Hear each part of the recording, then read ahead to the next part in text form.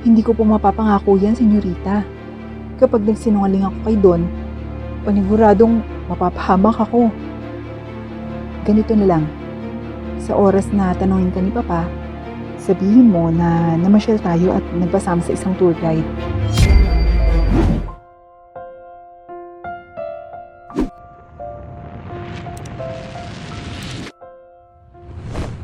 Mahal na mahal kita, sinta ko. Pangako ko sa'yo, kahit na anong mangyari, hindi kita iiwan. Palagi lang akong nandito sa tabi mo, habang buhay. Pangako ni Sebastian sa kanyang kasintahang si Gabriela. Walang hanggan ang pagmamahal ko sa iyo, Sebastian. Mahal na mahal kita. Hindi ko kakayaning mawala ka sa buhay ko. Saad naman ni Gabriela at niyakap ang kasintahan. Napangiti naman si Sebastian at hinawakan ang kamay ni Gabriela. Napakasaya ko na mahal mo rin ako, Gabriela. Hindi nga ako makapaniwala na nagustuhan mo ang isang pobreng katulad ko. Ang agwat natin ay napakalayo. Tila isa kang bituin. Habang ako'y isang hampas lupa lamang. Saad ni Sebastian. Hinampas naman siya sa braso ni Gabriela. Huwag mo nga sabihin yan. Oo, ikaw ay mahirap. Pero hindi mo kailangang hilahin ang sarili mo pababa. Alam ko namang hindi ka pang habang buhay na magiging mahirap, mahal ko. Kilala kita. Masipag kang tao. Alam kong magsusumikap ka at palang araw ay aasenso sa buhay. At kung mangyari yon, magpapatayo tayo ng malaking bahay at doon tayo titira kasama ang dalawa nating anak. Saad ni Gabriela. Ngumiti naman ang pilyo si Sebastian. Hindi ba pwedeng isang dosenang anak natin?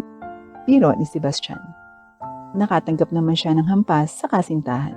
Siraulo ka ba? Anong akala mo sa akin? Inahing baboy. Kung gusto mo ng isang dosenang anak, edi ikaw yung mga anak. Ritadong saad ni Gabriela. Natawa naman si Sebastian. Ikaw naman, mahal, nagbibiro lang eh. Huwag ka nang magtampo.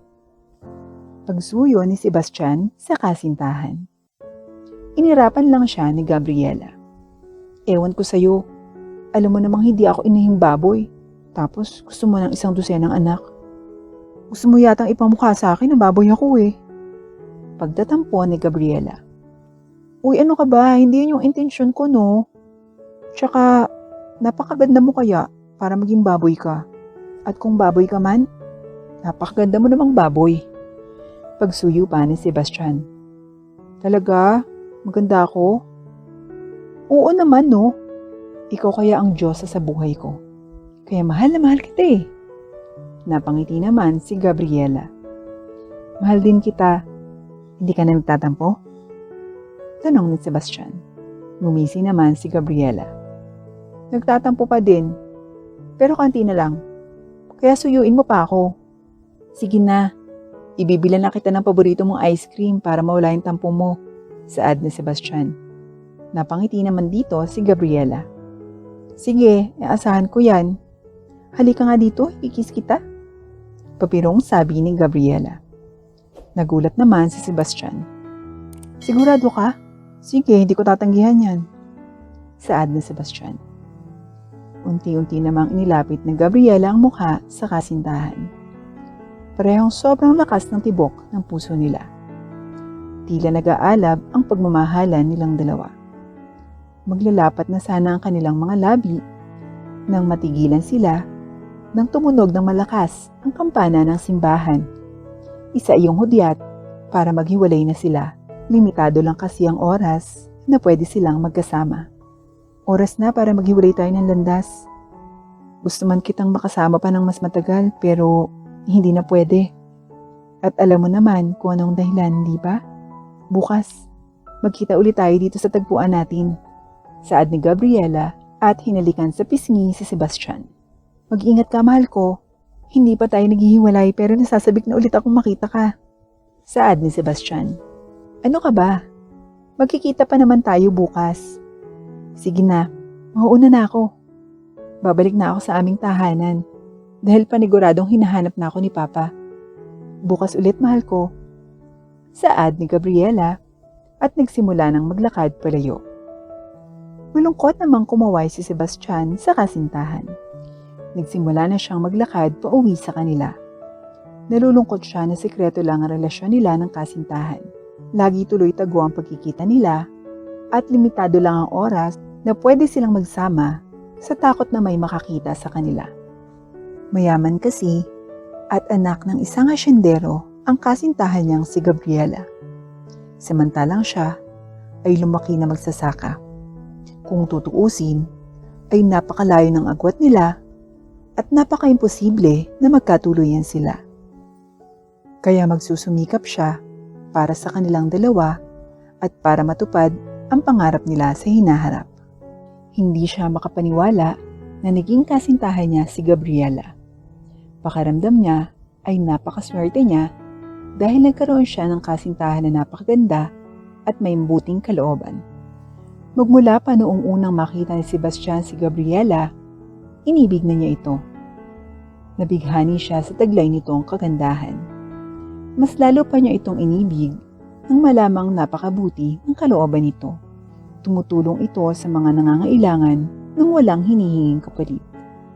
Kaya lubos niyang mahal ang kasintahan. Samantala, nakauwi na sa kanilang tahanan si Gabriela. Katulad ng inaasahan, ay nahanap na siya ng kanyang ama. "Saan ka na naman galing? Kanina pa kita hinahanap." Galit na tanong nito. Napayuko naman si Gabriela. Mahigpit at strikto ang kanyang ama sa kanya, lalo pat unika iha siya nito. "Nagpunta po ako sa simbahan upang magsimba, Papa." Sagot ni Gabriela. Sobrang lakas ng tibok ng puso niya, dulot ng kaba. "Bakit hindi ka man lang nagsama ng katulong? Paano na lang kung may nangyaring masama sa'yo? Alam mo namang delikado sa labas, kaya sa susunod na may pupuntahan ka, magsama ka ng katulong." Utos ng kanyang ama. Napalunok naman si Gabriela. "Opo, Papa. Patawad po kung hindi ako nakapagpaalam kanina. Umalis po kasi kayo ni Ina. Saktong linggo pa naman ngayon kaya naisipan ko pong magsimba. Sa susunod po ay magpapaalam ako at magdadala ng katulong kapag may pupuntahan ako." Magalang na saad ni Gabriela.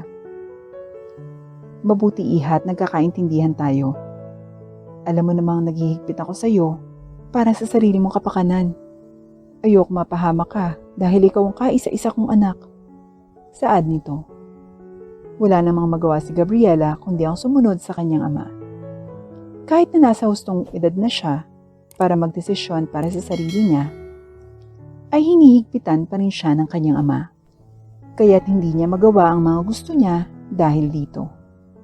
Ang tanging kakampi niya lang sa kanilang tahanan ay ang kanyang ina na alam ang relasyon nilang dalawa ni Sebastian at hindi ito tutol sa relasyon nila at suportado pa silang dalawa nito.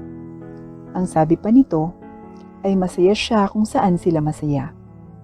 Hinahayaan lang din siya nito kung anong gusto niyang gawin, hindi tulad ng kanyang ama na strikto at mahigpit sa kanya. "O siya, maghapunan na tayo. Saktong nakahanda na ang mga pagkain." Utos nito. Umupo na sila sa mahabang mesa. Kapag naghahanda ng pagkain sa kanila, ay tila ba laging may piyesta sa dami ng putaheng nakahain sa lamesa. Hindi naman nila ito nauubos lahat, kaya't ang natitira ay pinapakain nila sa mga katulong at sa mga alaga nilang aso. Nagsimula na silang kumain. "Siya nga pala anak, may ipapakilala ko sa iyong binata. Anak siya ng amigo kong si Hugo. Matagal ko nang matalik na kaibigan ng amigo kong yun, kaya inaasahan ko na magkakasundo kayo ng anak niya." Saad ng ama ni Gabriela. Tumango na lamang si Gabriela. "Sige po, Papa. Gagawin ko po ang makakaya ko para makasundo ang anak ng inyong amigo." Sagot naman ni Gabriela. Ngumiti ang kanyang ama. "Aasahan ko yan. Huwag mo sana akong ipahiya sa harap nila. Malaki ang tiwala ko sa iyo." Tumango-tango naman si Gabriela. Kinabukasan, maagang nagising si Gabriela. Nag-aayos siya at nag-almusal. Kakagising pa lang niya, pero napakaganda na niya. "Mukhang may lakad ka, anak. Saan ang iyong punta?" Tanong ng ina ni Gabriela. Ngumiti naman si Gabriela. Nagpalinga-linga muna siya sa paligid bago sumagot si ina. Nang makitang walang katulong na nasa paligid nila, ay saka nagsalita si Gabriela. Magandang umaga, Mama. May date kami ni Sebastian. Nananabik na ulit akong makita siya. Tiyak na magiging romantic ang date namin ngayon. Sabik na sagot ni Gabriela. Napangiti naman ang kanyang ina. Mukhang masaya ka sa piling ng kasintahan mo, anak. Masaya ko na masaya ka. Ang hiling ko lang ay sana hindi niya saktan ang puso mo. Saad ng ina ni Gabriela. Ngumiti naman si Gabriela. Sigurado po ako na hindi ako sasaktan ni Sebastian. Mahal na mahal po namin ang isa't isa. At kilala ko po si Sebastian. Mabuti po siya. At hindi niya ako magagawang saktan. Sagot naman ni Gabriela. Ngumiti lamang ang kanyang ina. Sige, lumakad ka na. Pagtatakpan na lang kita sa iyong ama. Basta't umuwi ka ng maaga dahil may bisita tayo mamaya. Mahirap na at baka mahuli kayo ng iyong ama. Magsama ka na rin ng isang mapagkakatiwalaang katulong sa iyo. Saad nito. Niyakap naman ni Gabriela ang kanyang ina. Maraming salamat, Mama. Mahal na mahal ko kayo. Saad ni Gabriela at lumabas na ng mansyon. Isinama niya ang katulong na si Angelita. Matagal na niya kasama ang katulong na ito at mukhang mapagkakatiwalaan naman. Nagpunta na si Gabriela sa tagpuan nila ni Sebastian at tulad ng inaasahan ay naroon na ito. Agad niya itong nilapitan at niyakap. Kanina ka pa ba naghihintay dito? Tanong ni Gabriela. Umiling naman si Sebastian. Hindi naman, kakarating ko lang din. Sagot nito. Senyorita, sino po ang lalaking yan? Napilong naman silang dalawa kay Angelita na hindi alam kung ano ang nangyayari. Sa sobrang saya nilang dalawa, hindi na nila napansin ang katulong. Ah, Angelita, siya ang aking kasintahan, si Sebastian. Pakilala ni Gabriela sa kasintahan. Ngumiti naman si Sebastian at binati ang katulong. Magandang araw, Angelita. Pati ni Sebastian dito. Alam po ba ito ng inyong ama? Tiyak na malalagot tayong dalawa kapag nalaman ito ni Don Leonardo. Lalo pa at isang pobre ang inyong kasintahan. Babala ni Angelita sa dalawa. Alam ko, Angelita, pero kaya kita isinama dito ay dahil alam kong mapagkakatiwalaan kita sa sikreto kong ito. Pwede mo bang ipangako sa akin na wala kang pagsasabihang iba ng relasyon namin? Napailing naman ang katulong. Hindi ko po mapapangako yan, senyorita. Kapag nagsinungaling ako kay Don, paniguradong mapapahamak ako. Ganito na lang. Sa oras na tanungin ka ni Papa, sabihin mo na namasyal tayo at nagpasama sa isang tour guide para hindi maghinala si Papa. Pwede ba yun? Pakiusap. Kahit isang pabor lang mula sa iyo, Angelita. Sige na nga po. Hindi ko naman kayo matatanggihan. Natuwa naman si Gabriela. Maraming salamat, Angelita. Nang maayos na ang lahat, nagpatuloy na sa kanilang lakad sina Gabriela at Sebastian kasama ang katulong na si Angelita. Namasyal sila sa mga romantikong lugar. Napakasaya nila at napakatamis ng kanilang pagmamahalan. Ramdam naman ni Angelita na tunay na nagmamahalan ng dalawa kahit hindi na siya tumutol dito. Naging masaya ang araw nilang dalawa na magkasama. Isa ito sa mga hindi nila malilimutang oras. Ngunit tila ba sandali lang ang pagsasama nila dahil kailangan ng umuwi na Gabriela dahil sa darating na bisita ng kanyang ama. Masaya ako na nakasama kita, mahal ko. Bukas ulit ay magkita tayo. Mag-ingat ka sa pag-uwi. Saad ni Sebastian sa kasintahan. Niyakap naman ni Gabriela ang kasintahan. Ikaw din, mahal ko. Mag-ingat ka sa iyong pag-uwi. Saad ni Gabriela. At naghiwalay na sila ng landas. Tanghali na nang nakabalik si Gabriela sa kanilang tahanan. Mabuti na lang at wala pa ang kanyang ama at agad siyang nakapagpalit ng damit. Nag-ayos na siya dahil paparating na ang bisita nila. Mabuti at mabilis kang nakabalik. Kung hindi ay malalagot tayo sa iyong ama. Saad ng ina ni Gabriela. Nasaan po pala si ama? Tanong ni Gabriela. Sinundo niya ang mga bisita. Sige na, umayos ka na at baka mapagalitan ka pa ng iyong ama. Utos ng ina ni Gabriela. Maya-maya pa ay dumating na ang mga bisita nila. Ang amigo ng kanyang ama at ang anak nito. Magandang hapon mga binibini. Nagagalak akong makilala kayo. Ako nga pala si Joselito. Pakilala ng anak ng amigo ng kanyang ama. Magandang hapon rin. Pati naman ni Gabriela. Umupo na sila sa lamesa at inihanda ang mga pagkain. Katapat naman ni Gabriela sa upuan si Joselito. Hindi tuloy siya komportable dahil kanina pa ito nakatingin sa kanya. Kamusta na pala kayo, amigo? Matagal na rin nung huli tayong nagkita. At ngayon, malalaki na ang mga anak natin. Pag-estima ng ama ni Gabriela sa mga ito. Ayos naman kami. Napakaganda nga pala ng iyong unika iha. Kailan pala ang gaganaping kasal nilang dalawa? At ng anak ko? Nagulat naman ang mag-ina sa narinig. Po? Kasal? Tanong ni Gabriela. Oo. Hindi ba sinabi sa iyo ng iyong ama na inayos na namin ang kasal ninyong dalawa ng anak ko? Sagot naman ng amigo ng kanyang ama. Nabitawan naman ni Gabriela ang kubyertos. Napatingin ang lahat sa kanya. Bakit? May problema ba? Tanong nito. Walang problema, amigo. Sadyang nakalimutan ko lang sabihin sa kanya. Kaya sigurado akong nagulat lang siya. Hindi na natapos pa ng kanyang amang sasabihin nang magsalita si Gabriela. Opo, may problema po. Hindi po ako pwedeng ikasal sa anak niyo dahil may kasintahan na ako. Saad ni Gabriela. Nagulat ang lahat sa sinabi niya. At nagalit naman ang kanyang ama.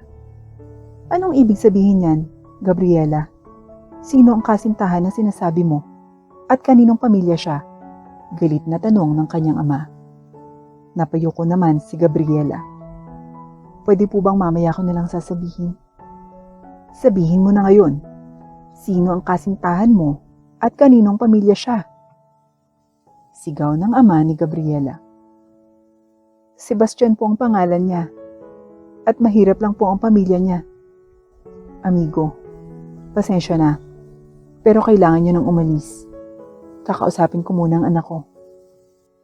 Nang makaalis na ang mga bisita, ay agad na sinampal si Gabriela ng kanyang ama.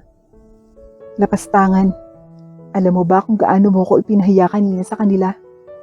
At sinong may sabi na pwede kang magkaroon ng kasintahan?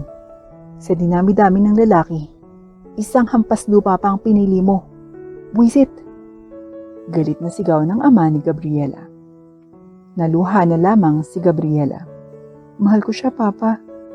Kaya't sana, huwag niyo na lamang hadlangan ang desisyon naming to. Nagmamahalan kami ni Sebastian.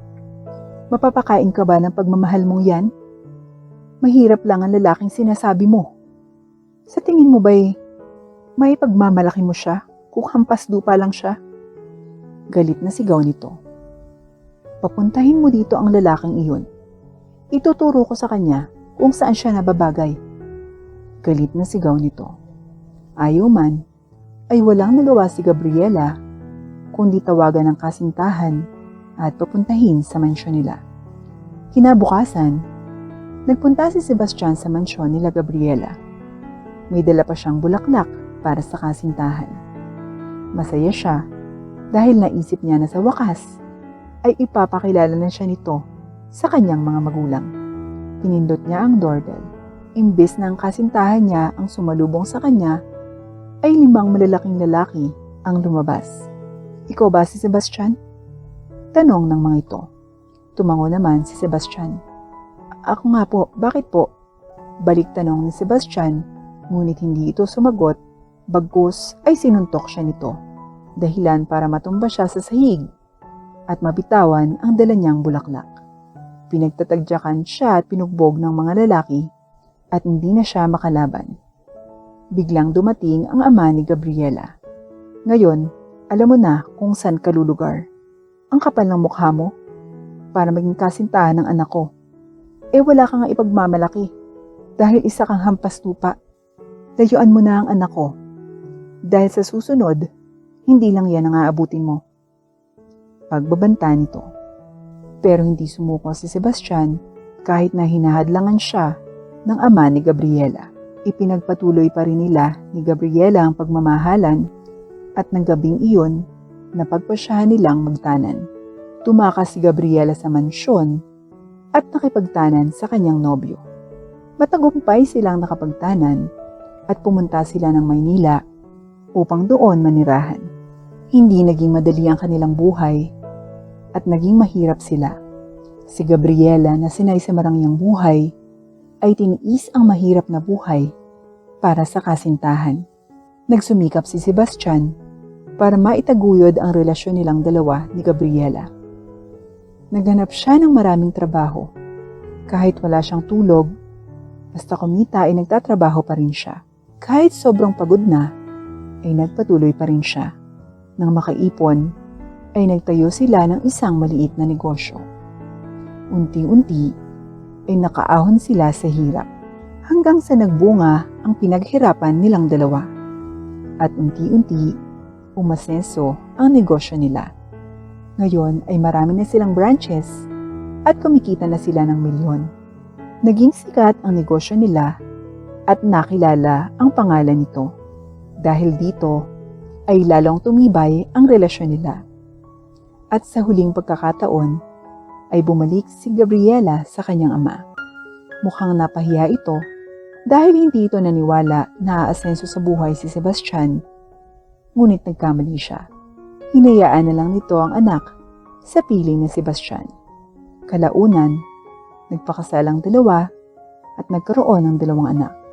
Ngayon ay isa na silang masaya at kontento sa sarili nilang buhay.